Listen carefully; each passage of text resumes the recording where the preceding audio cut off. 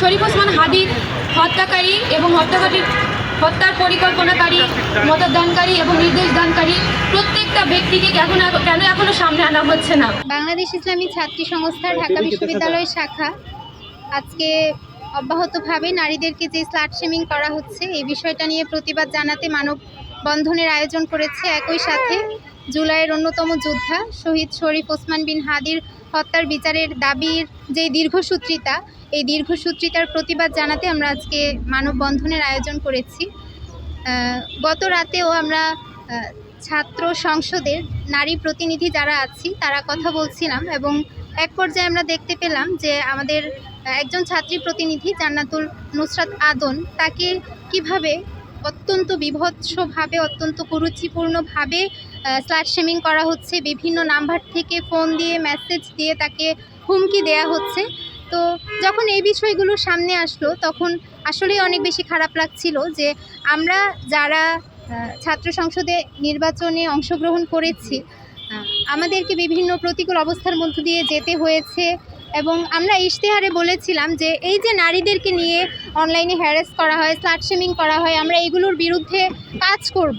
তো আমরা আমাদের ইশতেহার অনুযায়ী এগুলোর বিরুদ্ধে কাজ করে যাচ্ছি এবং এই যে আমাদের কিছু প্রতিকূলতা আছে এগুলোকে সামলে আমাদেরকে সামনে আসতে হচ্ছে এই কারণেই যে এই বিষয়গুলোর বিরুদ্ধে আমাদেরকে কাজ করতে হবে, জনসচেতনতা তৈরি করতে হবে এবং এই স্লাট শেমিং, এই হ্যারাসমেন্ট যেন বন্ধ হয় সেজন্য আমরা আজকে একত্রিত হয়েছি। আমরা সবাই জানি জুলাইয়ের অন্যতম সৈনিক শহীদ শরীফ ওসমান বিন হাদি আমাদের অত্যন্ত প্রাণপ্রিয় একজন মানুষ ছিলেন, যিনি আমাদের সবার জন্য অনুপ্রেরণা, যিনি পুরো বাংলাদেশের মানুষের জন্য ইনসাফ চেয়েছিলেন এবং তিনি বলেছেন যদি তাকে গুলি করে হত্যা করা হয় আমরা যেন শুধুমাত্র তার হত্যাকারীর বিচার করি, তার হত্যাকাণ্ডের বিচার করি। কিন্তু আমরা অত্যন্ত দুঃখ ভারাক্রান্তভাবে লক্ষ্য করছি যে তার একমাত্র চাওয়াটাকেই আমরা পাওয়ায় রূপান্তরিত করতে পারছি না। তার পুরোপুরি দায় আমরা ইন্টারিমকে না দিলেও আমরা বলতে পারি যে ইন্টারিমে ওইখানে আসলে একটি নীরব ভূমিকা পালন করছে। যেখানে আমরা দেখছি যে খুনিকে চিহ্নিত করে দিয়েছে জনগণই, সেখানে খুনিকে গ্রেপ্তার করার কোনো ধরনের কার্যকরী পদক্ষেপ আমরা ইন্টারিমের পক্ষ থেকে দেখতে পাইনি।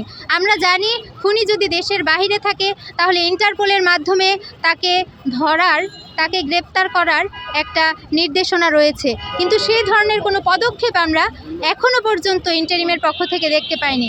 সুতরাং আমরা বলতে চাই যে খুনের সাথে ইন্টারিম হয়তো বা জড়িত না, কিন্তু ইন্টারিমের যে আচরণ সেই আচরণে মনে হচ্ছে তারা আসলে অপরাধীদেরকে স্পেস দেওয়ার চেষ্টা করছে বা তারা এই বিচারিক প্রক্রিয়াটাকে পিছিয়ে দেওয়ার চেষ্টা করছে, যেটার প্রতিবাদেই আমরা আজকে এখানে একত্রিত হয়েছি। গতকাল যখন বিষয়টা দেখলাম যে বিএনপির একজন নেতা নিকাব নিয়ে একটি কুরুচিপূর্ণ মন্তব্য করেছে, তখন তার এই মন্তব্যের কারণে বাংলাদেশের প্রত্যেকটি মুসলিম নারী তাদের ধর্মীয় অনুভূতিতে আঘাত পেয়েছে এবং আমি আমার জায়গা থেকে এর প্রতিবাদ জানাতে সামনে এসেছি।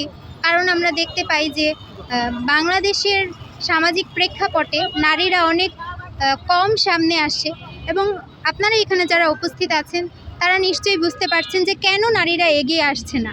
তো আমি বাংলাদেশের মানুষের কাছে এই বার্তাটাই দিতে চাই যে আমাদের প্রতি যে জুলুমগুলো করা হচ্ছে, যে নির্যাতনগুলো করা হচ্ছে, আমাদের ধর্মীয় স্বাধীনতা সহ আমাদের অগ্রগতির পথে যে বাধাগুলো আছে সেই বাধাগুলো অপসারণের জন্য আমাদেরকে সামনে এগিয়ে আসতে হবে এবং সেই কাজটাই আমরা করে যাচ্ছি। এবং ছাত্র সংসদ নির্বাচনের পূর্বেও আমরা এই ইশতেহারই দিয়েছিলাম যে নারীদেরকে উন্নয়নের জন্য, অগ্রগতির জন্য আমরা কাজ করে যাব ইনশাআল্লাহ। তার ধারাবাহিকতাই আমরা আজকে এখানে একত্রিত হয়েছি।